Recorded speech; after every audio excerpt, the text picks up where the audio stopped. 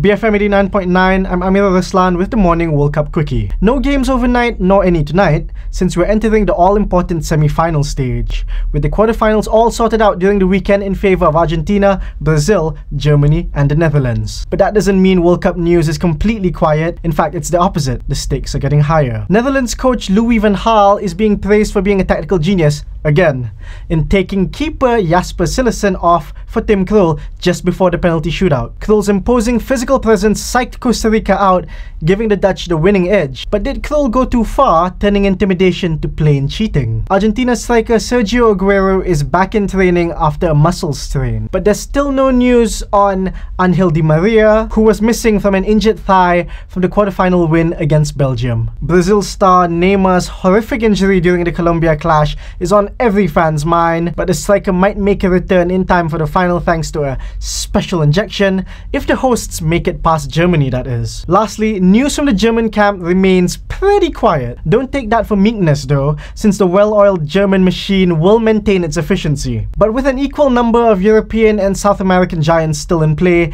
the semi-finals are going to be intense. Like and comment with your winning picks. And that's the Morning World Cup Quickie. Now off to Sharaad Kuttan with the headlines. Good morning, I'm Sharaad Kuttan and welcome to BFM's Morning Headlines. It's the 7th of July. Lots of stories on our front pages this morning. The first one is Harian Metro, a rather sad story about a young man who, in wanting to help his family, is hit by his father who clearly can't control his anger, only for the mother to find him dead in the morning.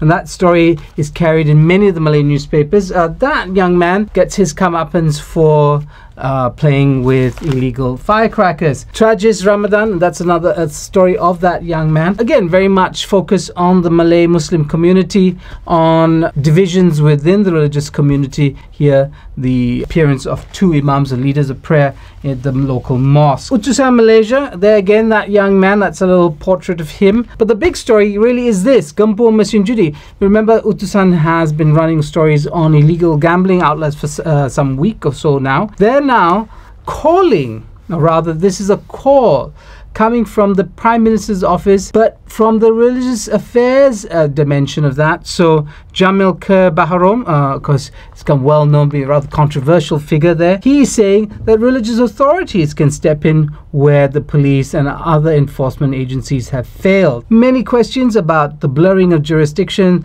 also the adequacies of law to deal with the gambling operators as opposed to the gamblers, some of whom might be Muslim, but many of the gambling operators might not in fact be Muslims, and how will the religious laws deal with that? So, big question. Also there, picture story, young man involved in the apparent assassination of the Deputy Director of Customs last year in April. Now, Berita Harian has this, its ongoing story about syndicates, international inclusion with local authorities, selling passports, birth certificates and ICs. And here's the IC dimension of it, 1.8 million ICs lost over the last 4 years by Malaysians. Is there something up with those numbers? The Star has got an exclusive interview with a jihadi, but this is an independent, a freelancer jihadi, if you like, a mercenary, using the old term. So he's a mercenary selling his services to anybody who would buy them. He says he's not interested in the organization, its ideology. He just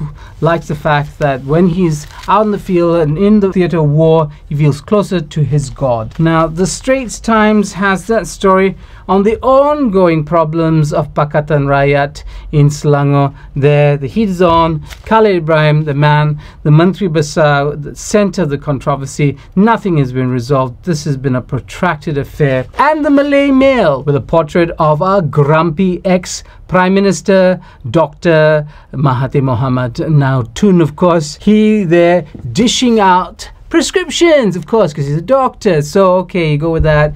Very, very clever Malay Mail. What is he saying? He says, well, if Malaysia is going to be fully integrated in the ASEAN economic community, it should think about reducing bureaucracy, have a look at agricultural policy, and stop the brain drain. Okay, he was in power for 22 years. Guess when all that was happening? Okay, The Sun ends our review of the stories of the newspapers this morning. And this, of course, is the story of the diplomat accused of burglary and assault with intent to rape in New Zealand. The question is, when is he going to be sent back? He's asked to be able to stay for the month of Ramadan. But this story is inconclusive. All it says is there are talks about when this man is going to face the music. That's all we have. But before I go, because the word for the day is mercenary. Mercenary. What other word could it be this morning? That's all I have for BFM's Morning Headlines. I'm Sharaad Kuttan, BFM 89.9.